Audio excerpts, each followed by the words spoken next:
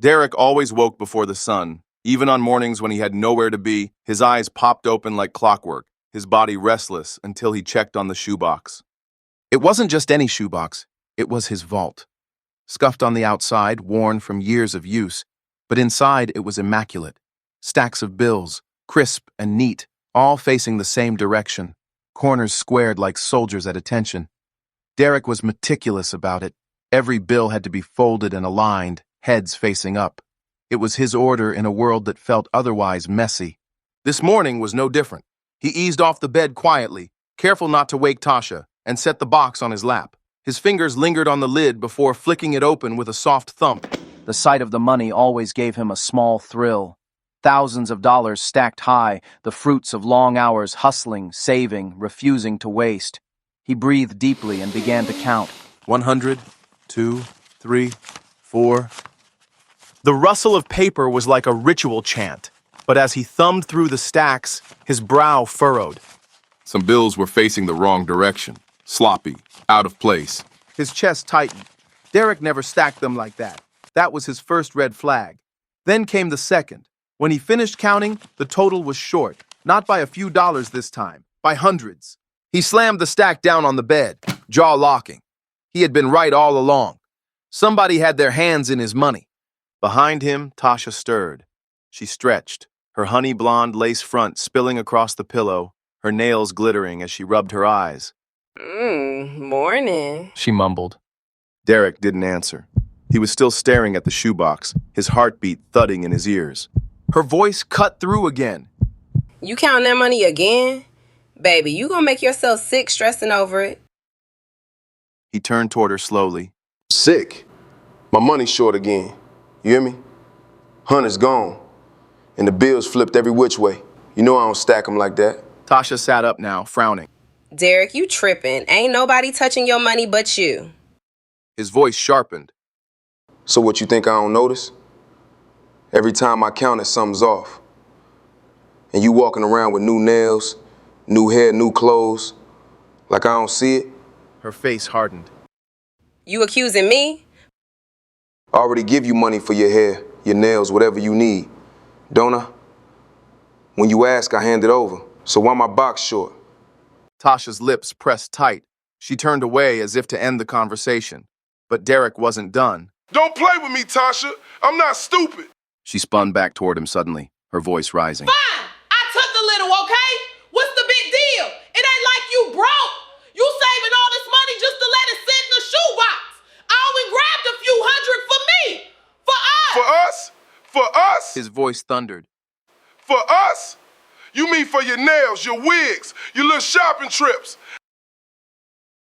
I want it to look good for you. She shot back, tears welling in her eyes. You want me out here looking rough? I was gonna put it back, Derek, I swear. He stood, looming over her, his fists trembling. I give you money when you ask, but that wasn't enough, huh? You had to be greedy. You had to go behind my back. The argument spiraled, voices climbing, both of them breathing hard. Tasha reached for the shoebox as if to prove a point, and Derek's hand lashed out before he could stop himself. The slap cracked through the room. Tasha staggered back, clutching her cheek. Her eyes went wide, filling with tears as she stared at him in disbelief. Derek froze, staring at his own hand, his chest heaving. Tasha, His voice faltered, I didn't mean... but she was already backing away, her breathing ragged. You put your hands on me? Her voice was shaking, but there was steel underneath. You really put your hands on me? Derek raked his fingers through his hair, pacing. You stole from me. You don't understand what that money means. Her tears slowed. The fear in her eyes hardened into something darker. She pressed her hand against the sting on her cheek and nodded slowly. Fine. She whispered. You want to play it that way? Bet. Then she turned and ran. Don't you walk away from me, Tasha. Derek's voice thundered as she bolted down the hallway. Tasha! She darted into the bathroom, slammed the door shut, and twisted the lock. Her back pressed hard against it, her whole body trembling. Her cheek burned hot where his hand had struck. Her fingers shook as she pulled out her phone. She hit 911. 911, what's your emergency? Her voice was a ragged whisper, barely controlled. My boyfriend just hit me, Derek Johnson. I'm in the bathroom. I'm scared he's gonna hurt me. He's dangerous. He's got drugs in the house. Please, you have to hurry. I understand. Officers are en route. The door rattled on its hinges. Tasha, open this fucking door! Do not Derek shouted, open the door. his fists slamming into the wood. The knob jiggled violently. You think you can lock me out? Open it before I break it down! Stay where you are. Her and tears keep blurred yourself her safe. vision. She pressed the phone tighter to her ear, whispering quickly. He keeps the stash in the bedroom closet, under the floorboard. Please, please come Ma'am, fast. stay on the line. Help is on the way. The operator said. Derek's voice was a mix of rage and desperation now. Don't play with me, Tasha! You hear me? Don't play with me! She slid down against the door, knees pulled to her chest, whispering into the phone while the wood behind her shook with every hit. Her reflection stared back at her in the bathroom mirror, hair wild, cheek red, eyes wide and wet. Please, She whispered again, almost to herself. please come quick. 10 minutes later, the pounding on the bathroom door had stopped. Derek's fists ached, his voice hoarse from yelling. He dragged himself into the living room, slumped onto the couch, and buried his face in his hands. His chest rose and fell heavily, sweat clinging to his skin. He wasn't shouting anymore, just sitting there, exhausted, his mind racing. Can you confirm your location for Behind me, the ma'am? closed bathroom door, Tasha stayed silent, phone still in her hand, listening. Then came a new sound shaking the small apartment. The front door rattled in its frame. Police! Open up! Derek's head shot up, his face drained of color. What the hell? Open up! Before he could even stand, the door burst open. Officers swarmed in, yanking him from the couch and slamming him against the wall. Tasha stood in the hallway, her arms folded across her chest. Her voice was steady, almost too calm. Check the closet under the floorboard. 2 officers stormed into the bedroom. Derek thrashed in their grip. What the fuck y'all doing here? You can't just... But then came the sound of wood splitting as the officers pried up the floorboard. A moment later, one of them held up a bag stuffed with packages. Look what Derek's we have knees here! buckled. No! No! This ain't real, Tasha! His voice cracked as he turned toward her, Tell him it ain't mine! Tell him! but she didn't say a word. Derek Johnson, you're under arrest! One officer barked, snapping the cuffs around his wrists. They dragged him toward the door as he shouted, his voice raw. You set me up! You stole from me, and now you set me up! Tasha finally looked at him then, her eyes glassy with tears, but her mouth set in a thin line. You hit me.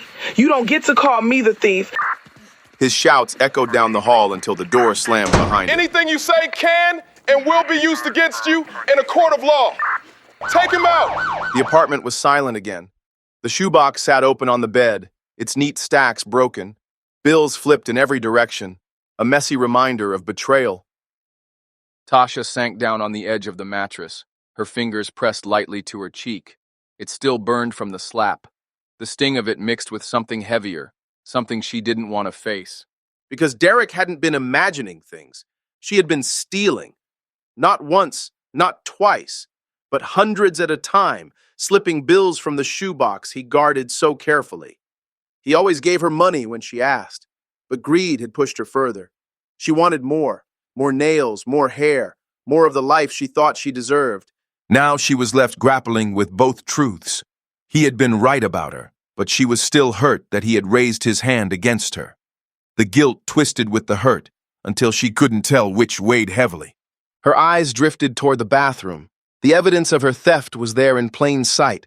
Bottles of nail glue, wig caps, fresh receipts from the salon, a bag from the boutique downtown. Proof of her greed, proof of the lie she could never undo. She pressed her palm harder against her cheek, her reflection catching in the darkened window across the room. Now who's crazy? She whispered, though even she wasn't sure if she meant him or herself. The shoebox gleamed faintly in the dim light, its secret exposed at last.